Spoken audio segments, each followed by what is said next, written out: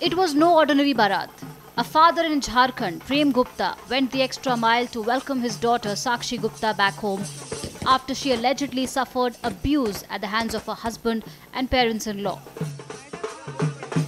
He took out a Barat with dhol, firecrackers and dancing relatives and brought her back with respect.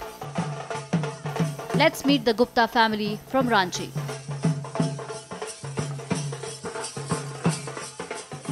मैं जानना चाहती हूँ कि वो हिम्मत कहाँ से आई, वो आइडिया कहाँ से आया, आपने ये नहीं सोचा कि लोग क्या कहेंगे? हम लोग साक्षी का शादी बहुत ही धूमधाम से किए थे, इसलिए हम लोग घर में पूरे परिवार मिलके सोचे समझे कि साक्षी को अगर घर लाना है तो सही ढंग से, सही सम्मान के साथ, सही इज्जत के साथ, कि लोग उसे समाज में बुरा नियत से न देखें कि लड़की का डाइवोर्स हो चुका है। इसलिए हम लोग समाज को बताने के लिए भी कि ये दोबारा से कोई उसको कुछ कहे ना। आपका क्या रिएक्शन था जब आपको पता चला कि एक बारात बाहर इंतजार कर रही है जो आपको अपने घर वापस ले जाने के लिए खड़ी हुई है? एक्चुअली जब मुझे पापा लेने के लिए आए थे या मेरे पूरे फैमिली आए थे, तो मुझे पता नहीं था कि ऐसा मेरे लिए कुछ ऑर्गेनाइज़ हुआ है। और मैं उस टाइम पैकिंग ही कर रही थी, एक्चुअली मैं मॉर्निंग से पैकिंग कर रही थी। तो जब अचानक से ये ढोल, पटाखे, बहुत सारे पटाखे भी फूटे थे, तो मैं जब निकल रही थी तो मैंने देखा कि पटाखे फूट रहे हैं और ढोल बज रहा है। तो वो जो था ना, वो बहुत ज़्यादा मैं खुश हो गई। एक्चुअली मैं जेल से तो उस दिन रिहा हो ही रही थी, वो मेरे लिए एक जेल ही था। और जब वो सब मैंने देखा तो मैं बहुत प्राउड फील की और मुझे बहुत खुशी महसूस हुआ, बिकॉज़ मेरे पापा ने भी एक वर्ड का इस्तेमाल किया कि सम्मान। जब आप बेटी को शादी करते हैं तो वो एक हस्बैंड के साथ खड़ी होती है तो मान और सम्मान के साथ कि ये मेरा हस्बैंड है। लेकिन जब वो मेरे को वो इज़्ज़त, मान, सम्मान एक बहू का और बीवी का दर्जा ही नहीं मिला, तो मेरे फादर जब मुझे वापस लेने आए तो उसी तरह से लेने आए जिस तरह से मुझे विदा किया था। तो ये वाकई में मेरे लिए बहुत मान और सम्मान था उस टाइम। आपका क्या मैसेज है ऐसी बेटियों को जो परेशान है, या ऐसे पेरेंट्स को जिनके पास परेशान बेटी आती है अपनी परेशानी लेके, आप उनको क्या कहना चाहेंगे?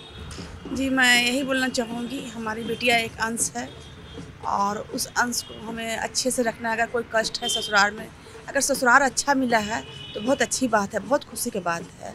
जैसे कि एक धरती माँ है, धरती माँ हम लोगों को संभाली है, वो धरती माँ है। हम स्त्रियाँ माँ हैं, औरत एक माँ है, बहू बेटी माँ है। तो अगर उन्हें कष्ट है तो हमें संभालना बहुत ज़रूरी है। अगर हम नहीं संभालेंगे, अगर धरती माँ हमें संभालती है इतना, तो हमारी बेटियाँ कष्ट में है तो हमारा फर्ज बनता है माँ बाप को कि एक माँ को, बहन को, सबको संभालने का। तो हमारा यही कहना है कि मेरी बेटी अगर कष्ट में है तो हम उन्हें कष्ट से निकालें। क्या आपका कोई मैसेज है बाकी पिताओं के लिए और उनकी बेटियों के लिए, अगर कोई ऐसी सिचुएशन में है तो उनको क्या करना चाहिए?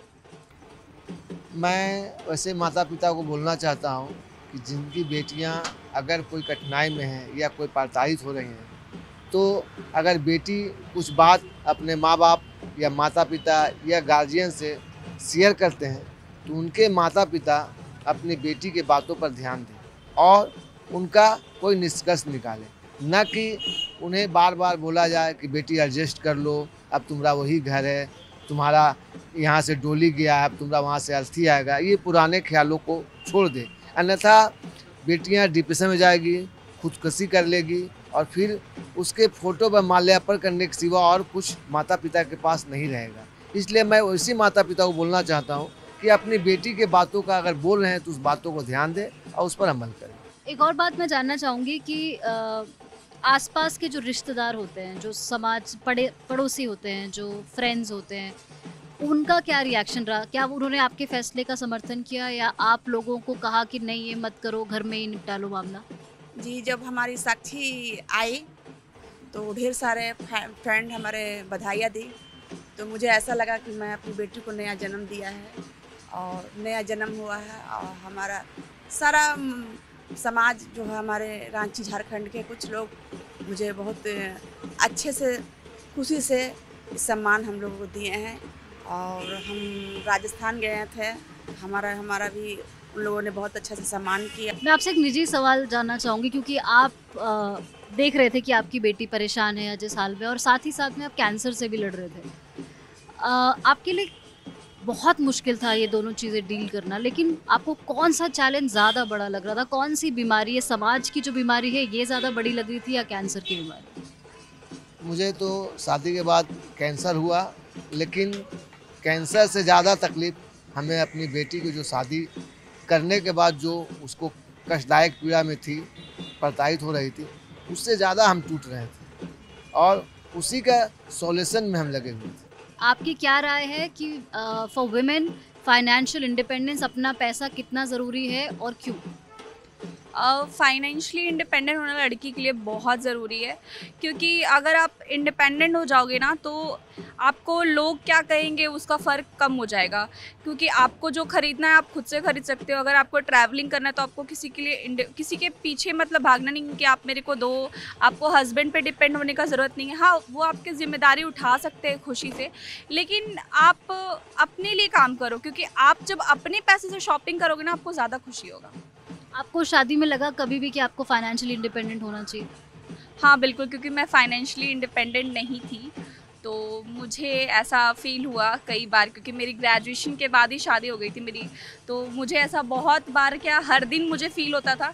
आज के समय में लड़कियों को अपने आप पर पैरों पर खड़ा होना चाहिए और जिस टाइप की लड़की हो उस टाइप का अपना काम अपने चूज के अनुसार काम करना चाहिए, क्योंकि पैसा बहुत ज़रूरी है। बहुत ज़रूरी है औरत के लिए पैसा, हर समय हर टाइम। पति पर डिपेंड नहीं रहना चाहिए। हर लड़कियों को अपने पैर में खड़ा होना चाहिए, पढ़ लिख के अफसर बन जाए, बिजनेस बन जाए, कुछ भी काम करे, लेकिन काम करे, हाथ ना पसारना पड़े पति के सामने। और अगर ज़रूरत पड़े तो पति को कुछ पैसा दे देना चाहिए। साथी के लिए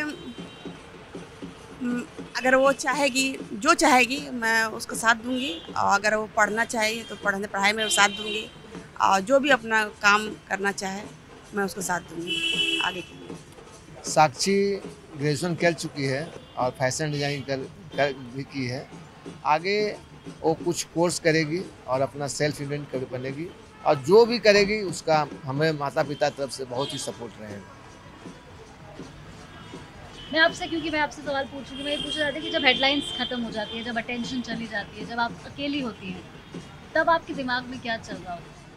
पहली बात, मैं अकेली नहीं हूँ मेरे साथ मेरे माँ बाप है और मैं बहुत खुश हूँ। एक्चुअली अकेलापन मेरे साथ वहाँ था और मैं अकेले रूम में रहती थी, और 6 महीने और इनफैक्ट ये 1.5 साल मैं एक रिश्ते में रहने के बावजूद अकेली रही हूँ।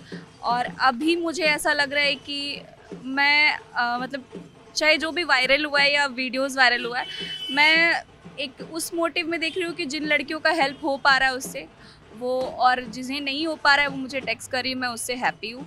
और सेकंड चीज़ कि मैं बहुत खुश हूँ अभी कि अपने फैमिली के साथ क्वालिटी टाइम स्पेंड कर रही हूँ, बिकॉज़ 1.5 साल से ऐसा होता था कि मेरे फादर जब मुंबई आते थे ऑपरेशन या वगैरह के लिए, तो मैं उनसे मिलने के लिए रोती थी और इन्हें वीडियो कॉल पे देख के बहुत सैड होती थी कि एक टाइम था कि हम लोग साथ में ही रहते थे।